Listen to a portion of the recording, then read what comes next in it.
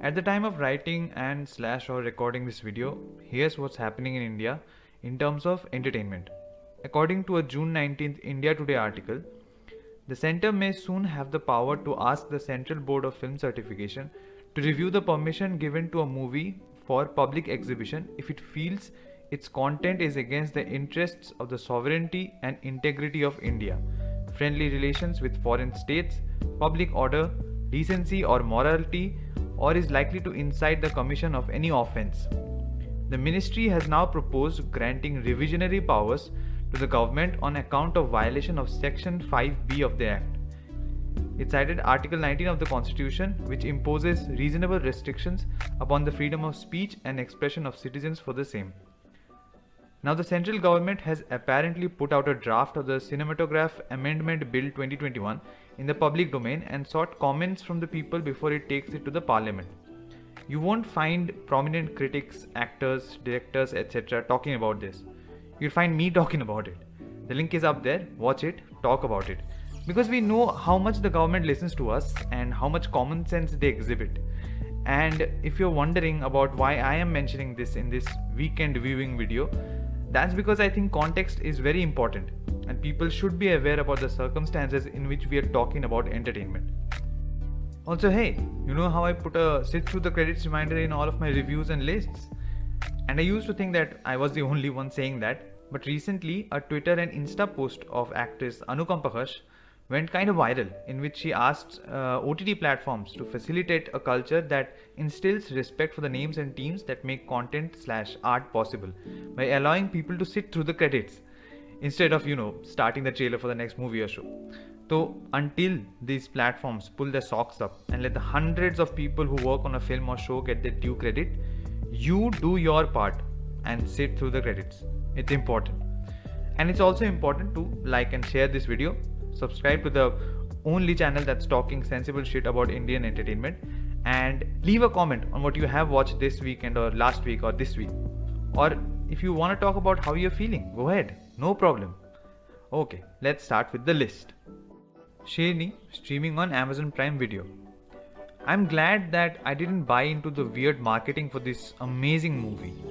The trailer was bad, the interviews had nothing to do with the topic or themes at hand, and they really dropped the ball with those music videos and that corporate Sherni's thing.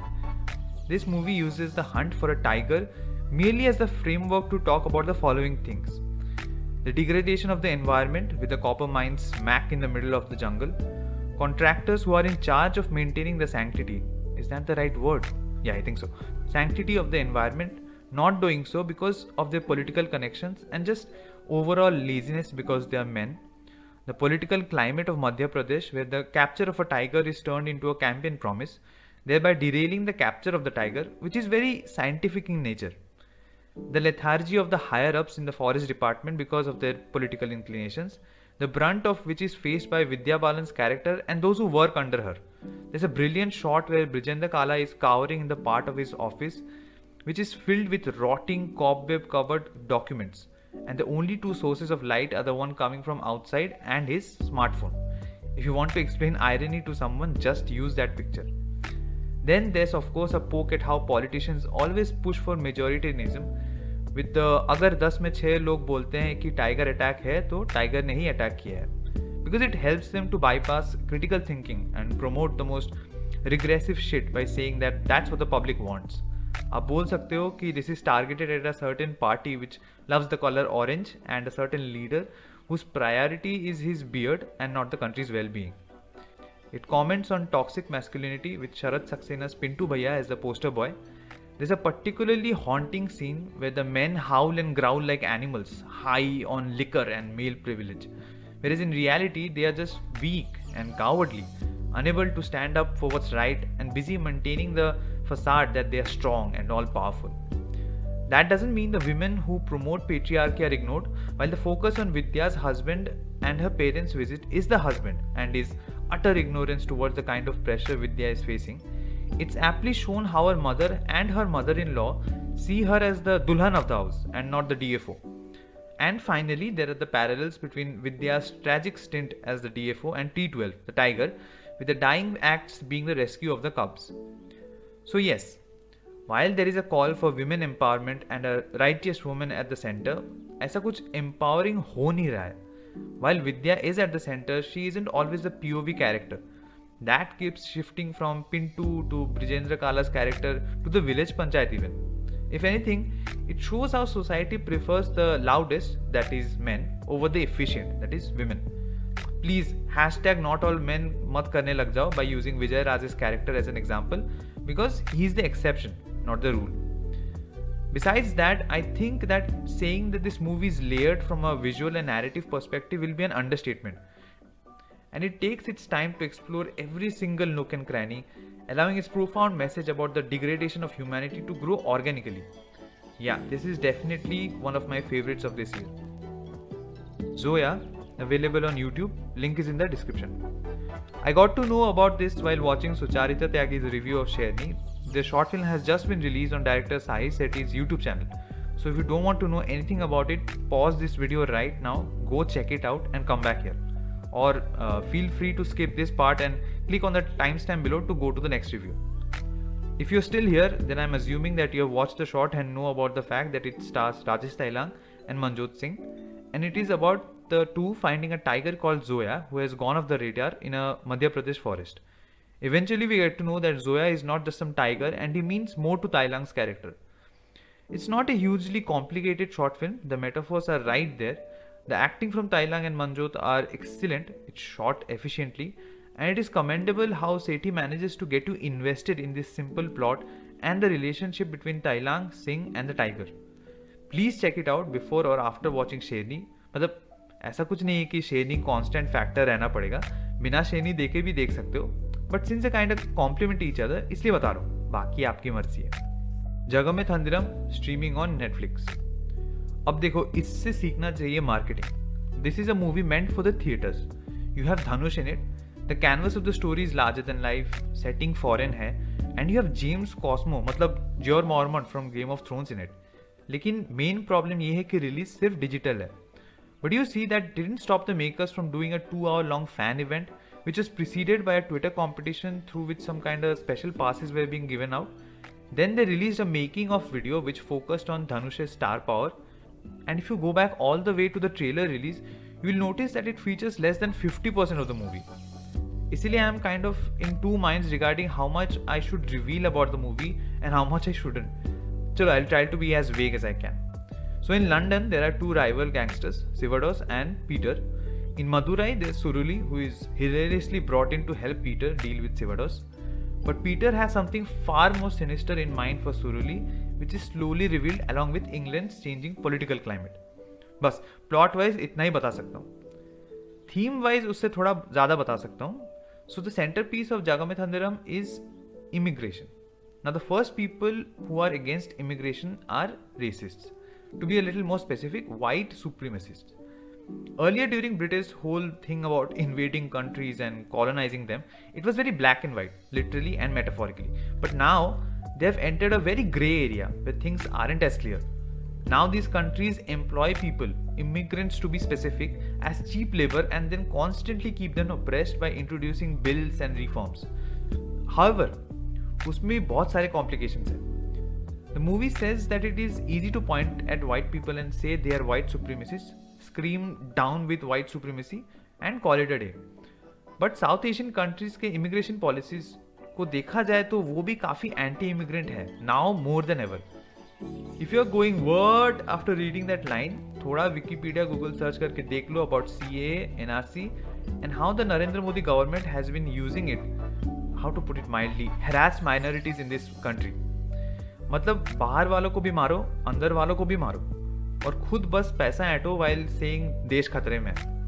Oh yes, talking about internal harassment, एक line में the movie also highlights the ongoing problem of casteism in India and how it has essentially turned Indians into a bucket of crabs, thereby allowing those who are in the business of divide and rule to flourish. Yes, all this is being tackled while exhibiting the movie's acting talent, cinematography, action choreography, sound design, music, and more. And yes, I think that Suruli's redemption arc and some of the dialogue writing needed a lot more polishing. But when you say ki, "Arey, this is not a mass entertainer," and that fans won't love it, and say it's not a gangster flick, you're vastly undermining Kartik Subbaraj's work here. Please, ऐसा मत करो. थोड़ा खुला मन से देखो, and I personally assure you that you're going to enjoy this movie as much as I did. Luca, streaming on Disney Plus Hotstar.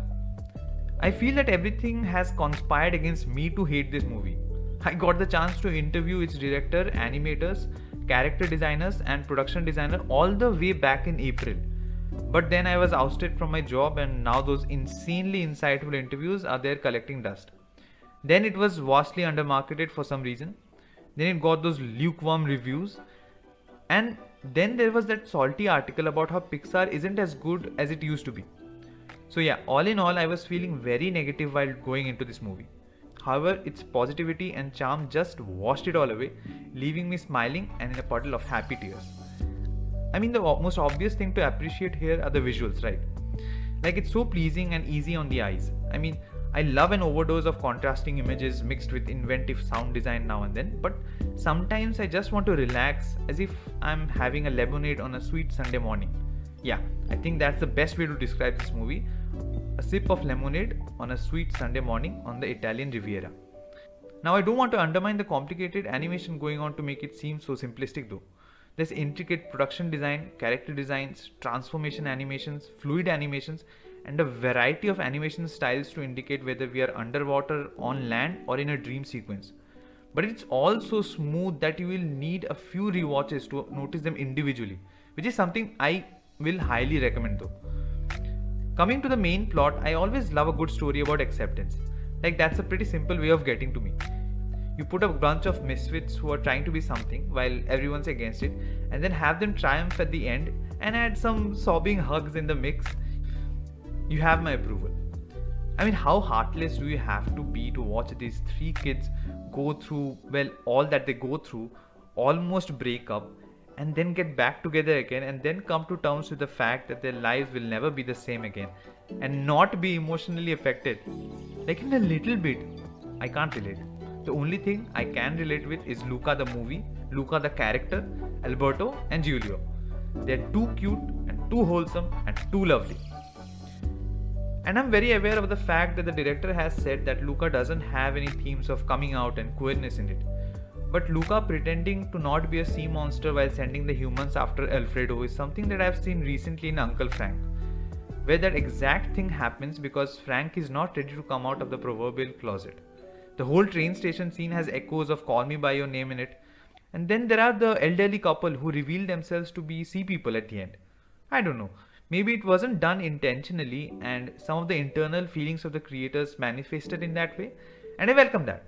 Because once you make a film or any work of art for that matter and send it out into the world, it's not entirely yours and you should let it be accepted in any and every way. Especially when it is enriching the subject matter. So yes, please watch Luca. I really loved it. Yeah, I know. This week's list is shorter than the previous ones. ऐसा कुछ deep reason नहीं है, बस ऐसे ही. ये देख के मन खुश हो गया तो और कुछ नहीं देखा. It's not like आपको देखते ही रहना पड़ेगा. कभी कभी इतने अच्छे अच्छे चीज़ देख लेते हो कि उसी में मन भर जाता है. और ये मूवीज और शोज जो वॉच लिस्ट में है ये तो कहीं जा नहीं रहे. मैं भी कहीं नहीं जा रहा. कर लेंगे कभी कवर. अच्छा, आप इस वीडियो से विदा लेने के पहले बता दीजिए कमेंट्स में about what you thought about the aforementioned movies. If you agree with my opinions on them, like और शेयर कर दीजिए. नहीं अग्री करते हैं तो भी लाइक और शेयर कर दीजिए. फिर बता देना कि क्या दिक्कत है मेरी ओपिनियन से. सब्सक्राइब बटन, बेल आइकन, वो सब पर भी एक एक क्लिक मार दीजिए. And remember to stay healthy and stay safe.